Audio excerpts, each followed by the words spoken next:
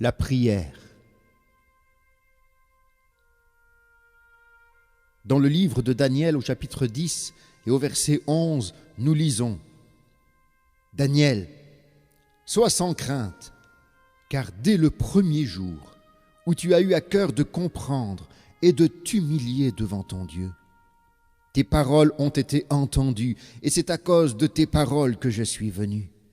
Le chef du royaume de Perse m'a résisté 21 jours. Ce passage est merveilleux. C'est un enseignement sur la prière et il nous montre que Satan peut être une véritable barrière dans nos vies.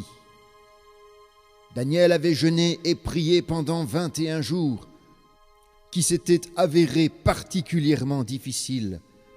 D'après le récit biblique, nous pouvons dire que ce n'est pas parce que Daniel n'était pas quelqu'un de bien ou que sa prière n'était pas juste que le problème est apparu, mais parce que Satan l'avait attaqué.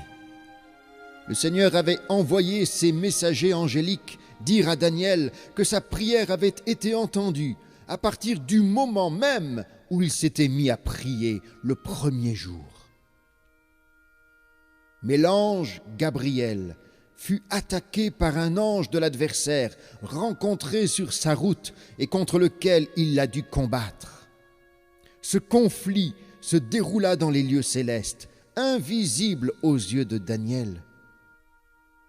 Et pourtant Daniel fit le même genre d'expérience ici sur la terre alors qu'il agonisait et qu'il persévérait dans la prière.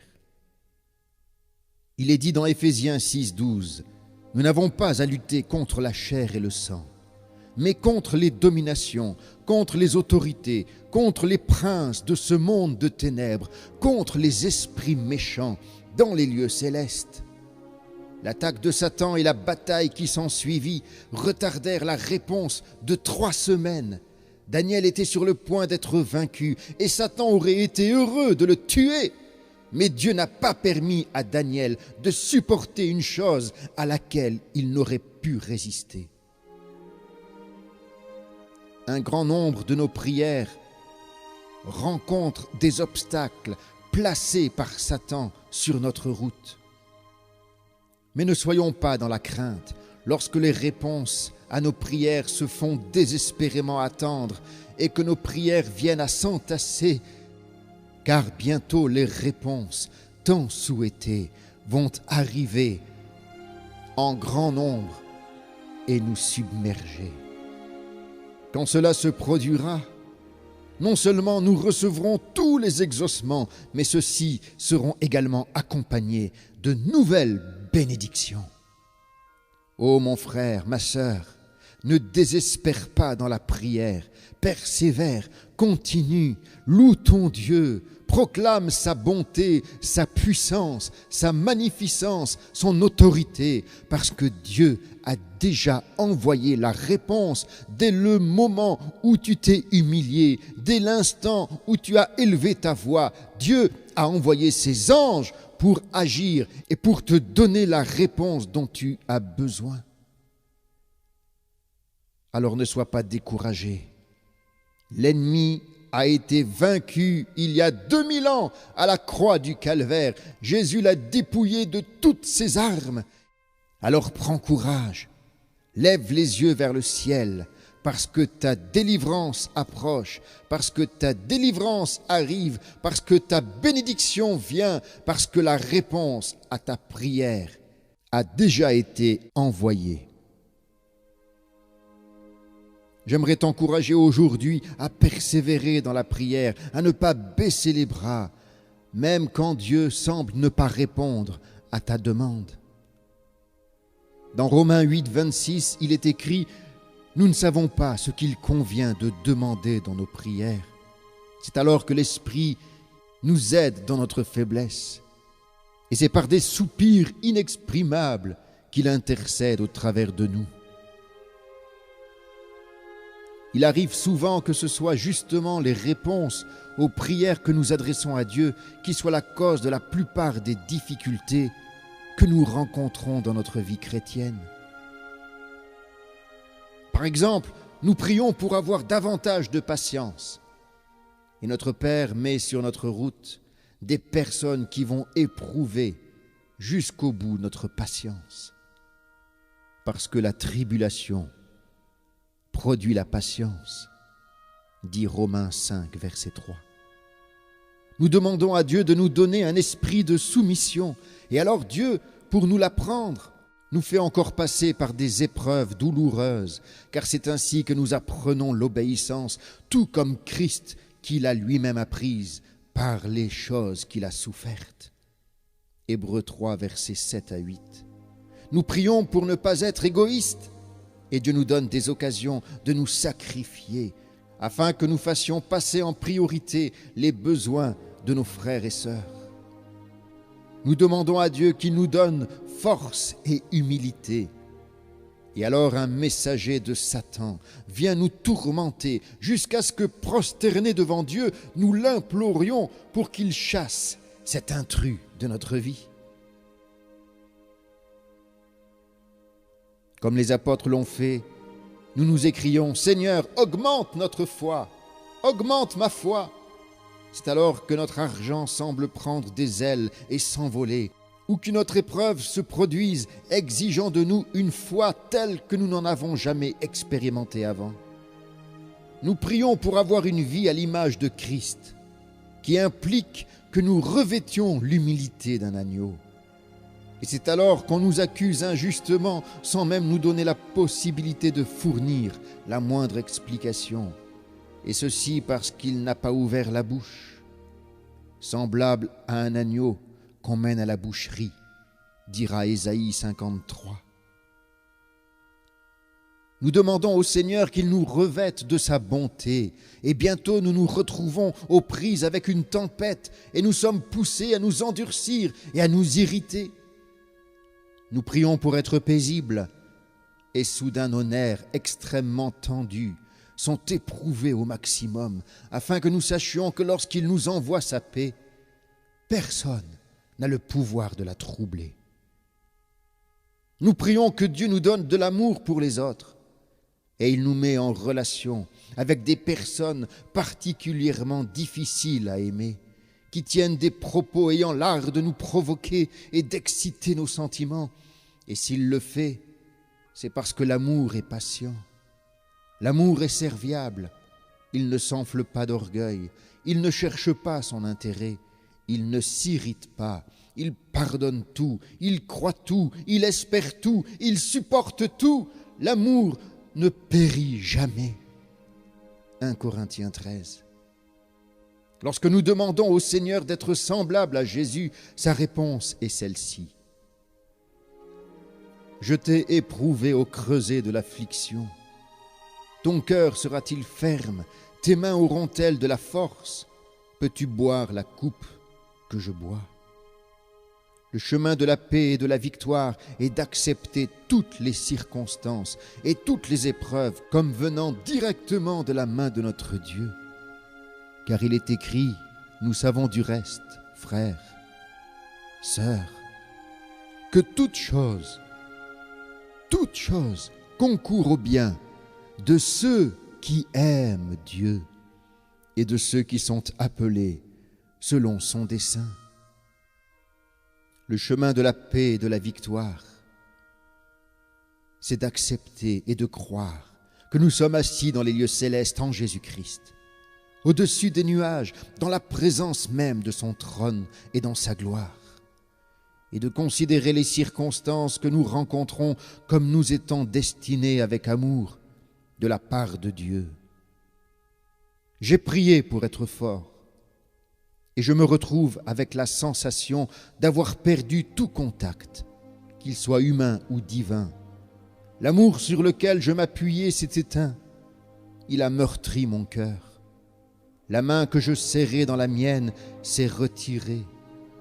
Mais tandis que je vacillais, affaibli, tremblant, seul, les bras de l'éternité ont soutenu les miens. J'ai prié pour être éclairé. Le soleil s'est caché derrière les nuages. La lune s'est assombrie sous l'effet du doute. Les peurs terrestres ont affaibli la clarté des étoiles du ciel.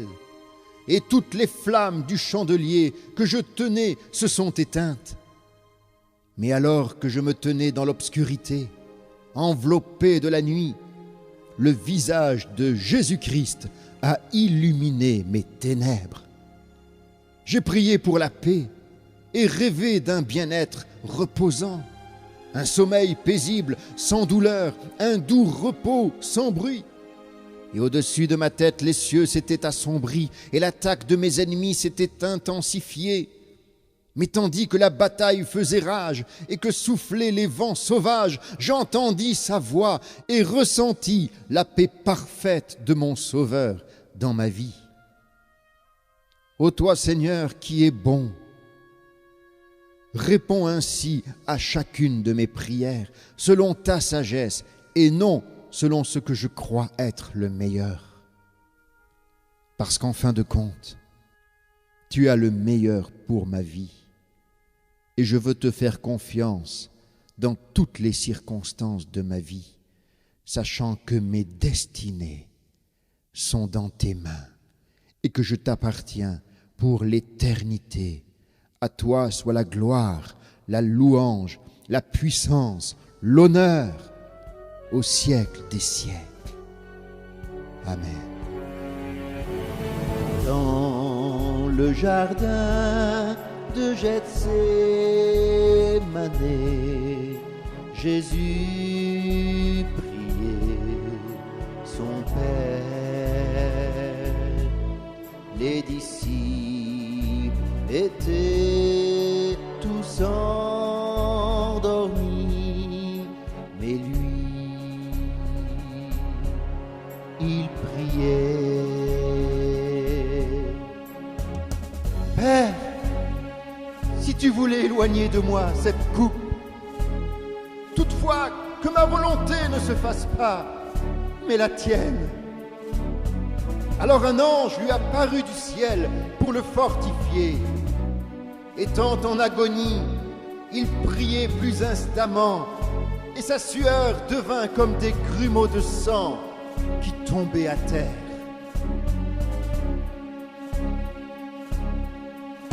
C'est là, dans ce jardin, que Jésus a triomphé, à genoux dans la prière. C'est là, dans ce jardin, qu'il a gagné le combat pour que toi et moi soient sauvés.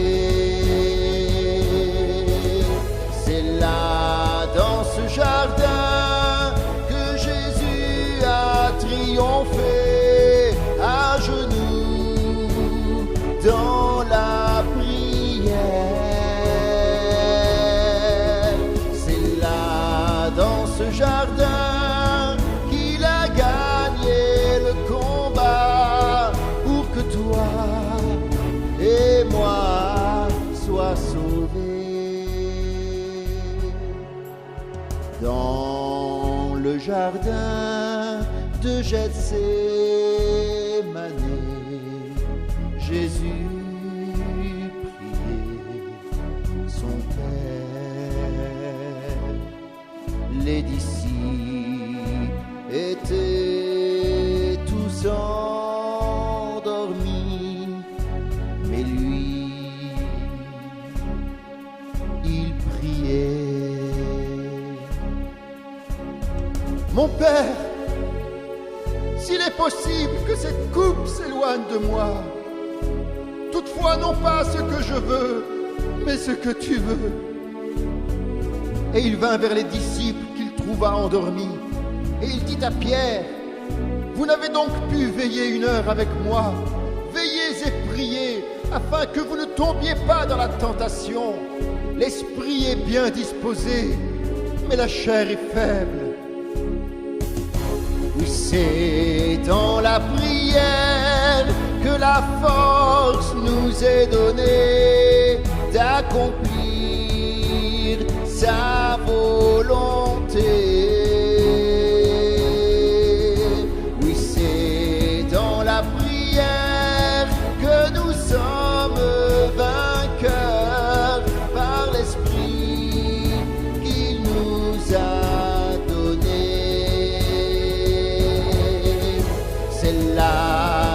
ce jardin que Jésus a triomphé à genoux dans la prière.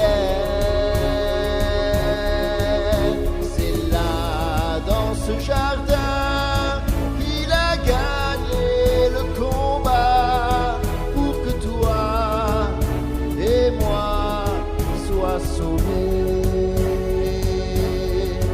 Pour que toi et moi sois sauvés.